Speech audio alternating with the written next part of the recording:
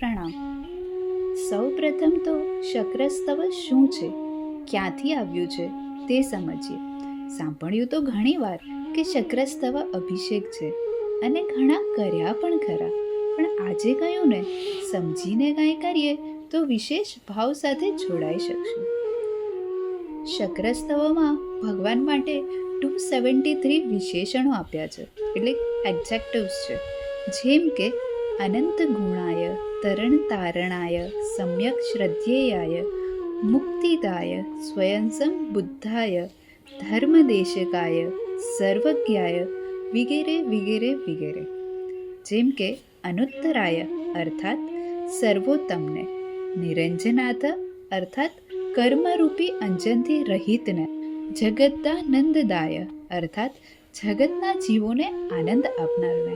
આવા 273 અલગ અલગ વિશેષણોથી પ્રભુનું સંબોધન કરવામાં આવ્યું છે.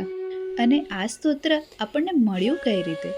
સિદ્ધશ્રી ગણી મહારાજ સાહેબ જ્યારે પ્રભુની ભક્તિ કરી રહ્યા હતા ત્યારે તેમના પુલકિત ભાવોને ઇન્દ્ર મહારાજા નિહાળે છે અને તેમના ભાવોથી આકર્ષિત થઈને સ્વયં ઇન્દ્ર મહારાજા આ શક્રસ્તવ સિદ્ધશ્રી ગણી મહારાજ સાહેબના હૃદયમાં ટ્રાન્સપ્લાન્ટ કરે છે.